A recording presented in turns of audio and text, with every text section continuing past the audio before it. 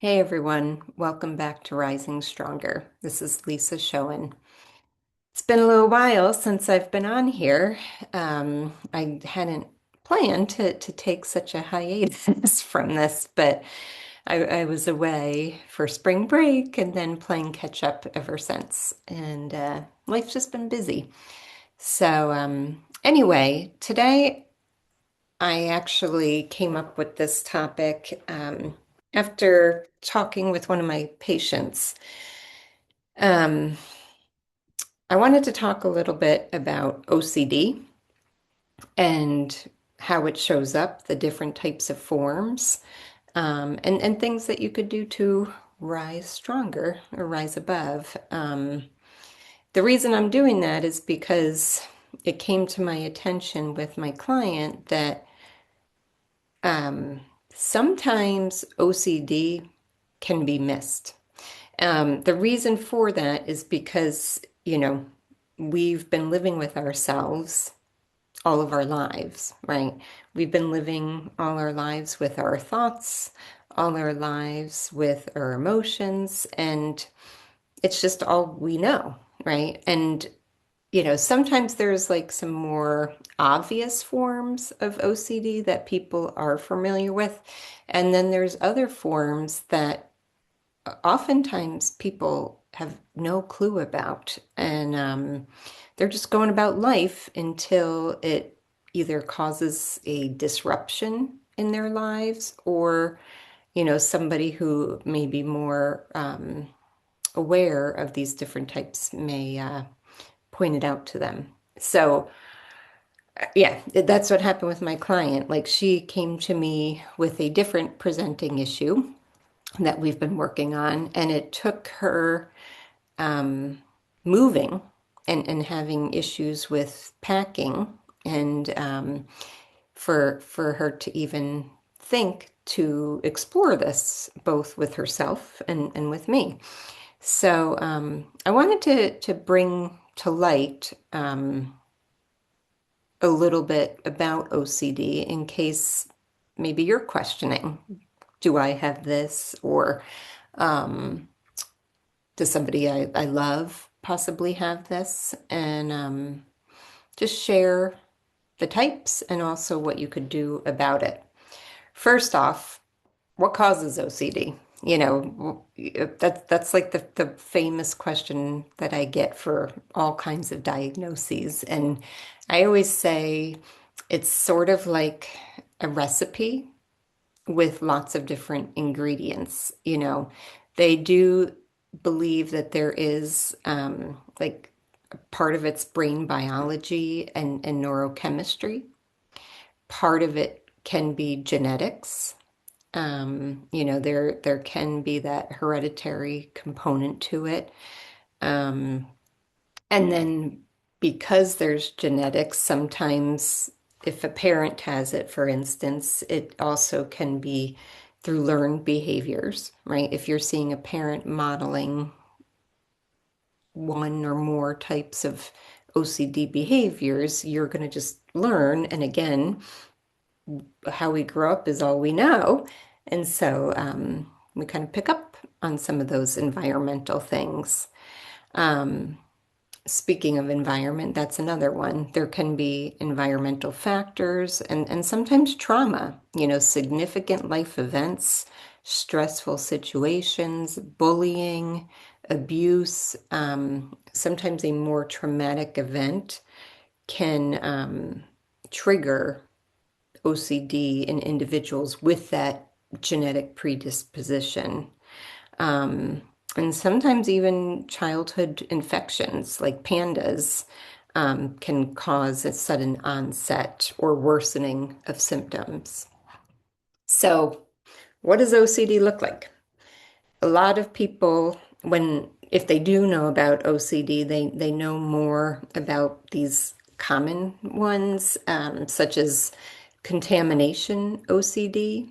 And that's where you'll see a person who has like an obsession with germs or dirt, environmental contaminants, and these symptoms may be showing up in like excessive hand washing, excessive cleaning, or just trying to avoid perceived contaminated objects.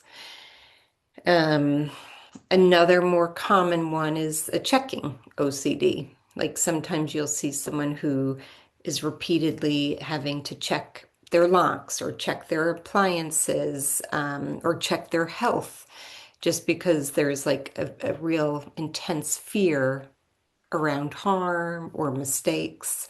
For instance, maybe you're running late to leave for work and you can't remember if you locked the door.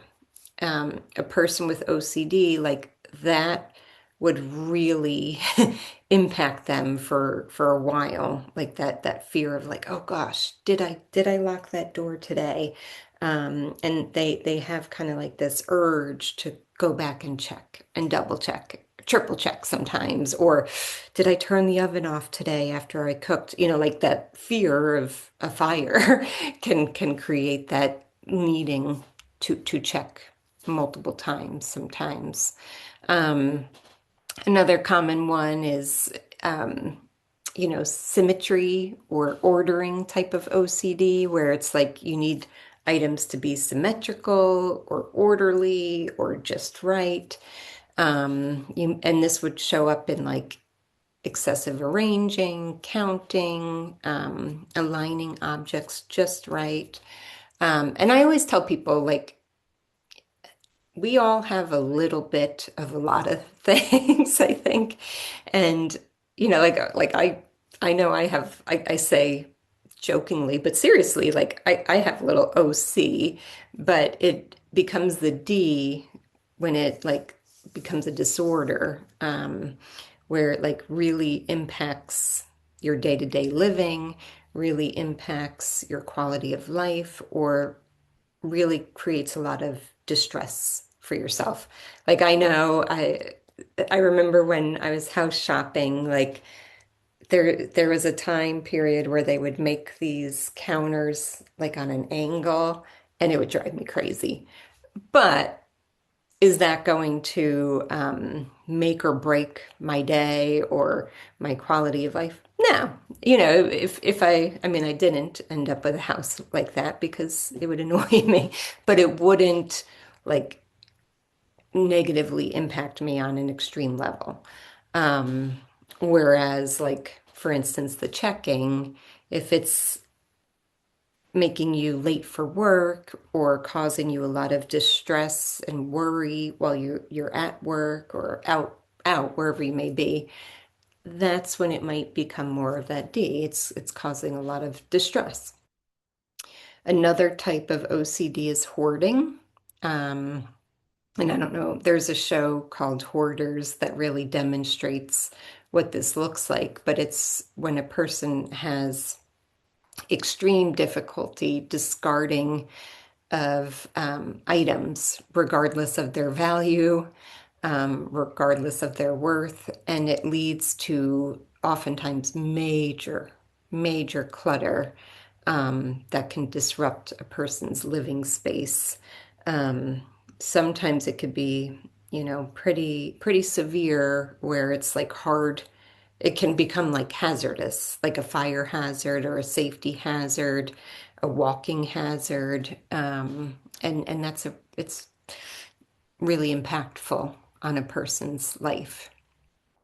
Here are the ones that are less known about and more disturbing to individuals because there's just not an awareness around these types of OCD.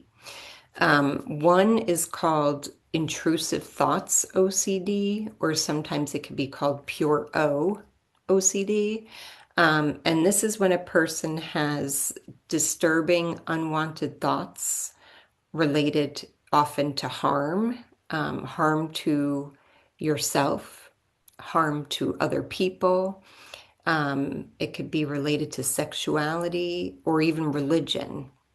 And this one breaks my heart because this is what prompted me to do this podcast because Again, people have been living with these thoughts in their mind all of their lives sometimes, or for such a long time that they don't recognize that it is OCD and they come in tortured or come in with serious shame because they feel like they're a terrible person or something is really wrong with them or that they're bad. And this has nothing to do with their values, their morals, who they are. It does not make them a bad person. These truly are unwanted thoughts that don't align with their value system. And that's why it's causing such distress for them. I remember years ago, I had this younger girl back when I worked with kids and adolescents as well. And this poor girl was like tormented because she had a distressing event that, boom, just triggered these thoughts out of nowhere. And she would have thoughts about dying, like harming herself and dying, and or harming people she loved. She had zero intention of ever doing that to herself or other people. And that's why it was so terrifying because it's like I don't want to do these things, but I keep having these really scary thoughts. Um, and thankfully, she had a mom who sought help immediately, and she was able to recognize, oh, this is not because I want to do these things, it's because this is a form of OCD. Um, Whew, thank goodness. Like there's a huge relief because it really, really makes a person just feel so much discomfort um, and or feel really tortured. Another type of OCD that people aren't always very familiar with is it's called relationship OCD. And that's where there's obsessive doubts and concerns and feelings toward a partner or the relationship's validity. They're constantly questioning the relationship. They're constantly questioning if this is the right person for them. They need constant reassurance seeking. This person may show up like feeling like they need to check their the person that they're dating, their you know, social media to make sure that this person is being faithful and that there's no one else, or they're always wondering like, am I making the right choice? And should I be with this person? And this also, again, is not well known about and can create a lot of distress for a person and their partner sometimes, the partner may become exasperated with reassuring them that they love them, reassuring them that they're not going anywhere. And it's really, really tough. Lastly, there's existential, sorry, I'm having trouble talking today, OCD. And that's again where there's this obsessive questioning about life's meaning, obsessive questioning about reality, philosophical concepts, where it really starts leading to like mental rumination. And yeah, these things are tough, are so tough. And if you feel like some of these things may apply to you, rest assured, um, like again, it's not a reflection of you as a person. This is a type of disorder.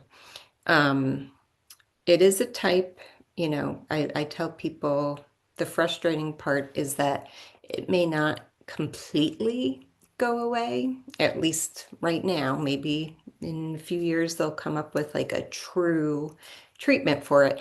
However, there are lots of things that you can do to make it much more tolerable, much more,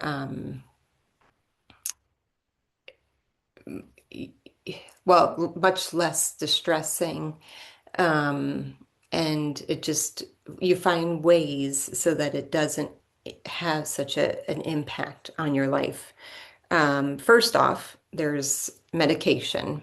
Um, this is a type of disorder that, I'm not one to push medication, but medication helps tremendously. I tell people, I work with a few people with OCD, and they absolutely can address it without medication, through cognitive behavioral therapy is kind of like the gold standard for working with OCD, with a focus on what's called exposure and relapse prevention, or ERP therapy. Acceptance and commitment therapy can be very, very helpful to manage some of the distress related to the obsessions. Mindfulness is huge and very helpful. There's support groups, there's education.